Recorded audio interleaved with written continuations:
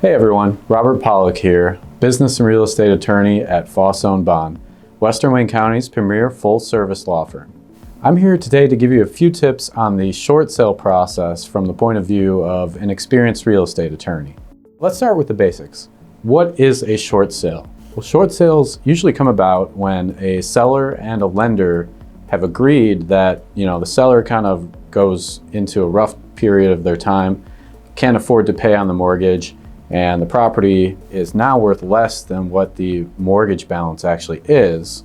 So the lender doesn't want to go through the expense of, a foreclosure and all that. So they agree that the seller can sell the property for less than the full amount of the mortgage balance, or what is known as a short sale. Lenders sometimes forgive the remaining debt of the mortgage, and sometimes they don't. That's sort of one of the issues that we want to focus on when it comes to short sales.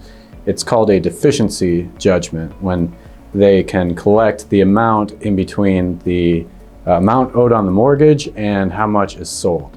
Short sales can be a real win-win for all the buyers, the sellers, and the lenders. The buyers get a good deal on the price, usually.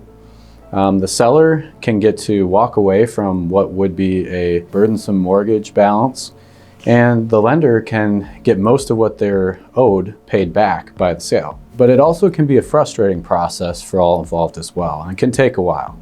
The first tip from a real estate attorney: understand your bank requirements. The banks usually will have a lot of different kinds of requirements, a lot of different loops and hoops that you have to jump through for short sales, and it can take a long time. It can take, even a year. So you really want to focus on those details and have a good real estate attorney that can, walk you through that process. Number two, the seller needs to justify the price. When a seller wants to do a short sale, they have to bring to the bank a price that they're looking to sell the property for that they've agreed to with the buyer. And they also have to convince them that that's a reasonable price based on the market. They have to justify that price and do so with different kinds of things like a fair market evaluation or a comparative market analysis, which can be done by an appraiser or a real estate broker or a salesperson. The next tip is convince the bank that you have a significant hardship. Now, this is where a real estate attorney can be really helpful. Short sale sellers, they need to draft what's known as a hardship letter to the bank to kind of show them, what their hardship is. This should be with the assistance of an attorney involved. You must show usually an income and asset statement, which can be prepared by an accountant, as well as showing, your bank accounts, showing your investments, things that can back up, your claim of a hardship. So the goal really is to get the bank to a point where they just say, okay, this person's not going to be able to pay it back. We need to cut our losses. And you want to show that the current hardship you have is one that's going to persist for a long time and to, go into the future, not just a current hardship that you might get out of in a couple months.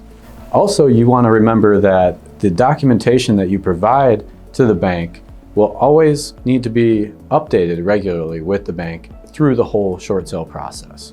Tip number 4, you want to include the right contingencies in your purchase agreement. An attorney will need to draft the purchase agreement to include, different contingencies that are really specific to short sales. One of the contingencies is that the closing will be contingent or dependent on the seller obtaining authority from the bank for the short sale.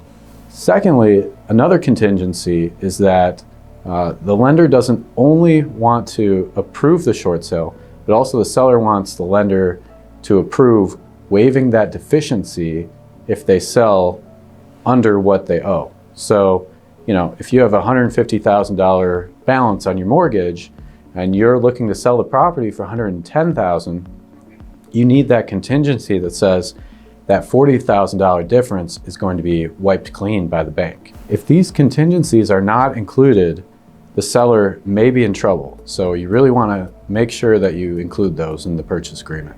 Tip number 5, start early with communication with the title company. The title company is going to be your friend. You want to, get the title work very early in the process.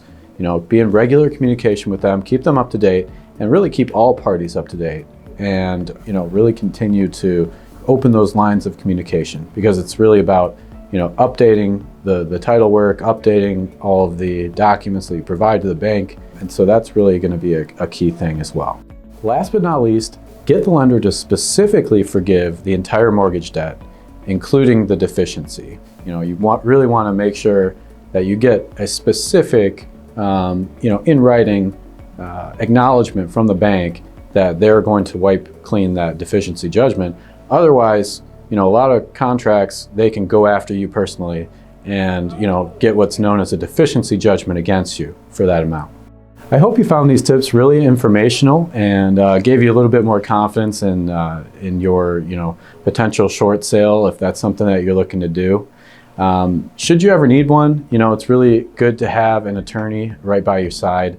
And if you need assistance with a short sale from an attorney such as myself, feel free to give us a call. My direct line is 248-912-3213.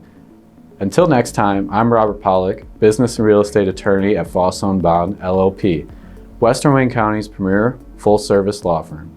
Thanks for watching.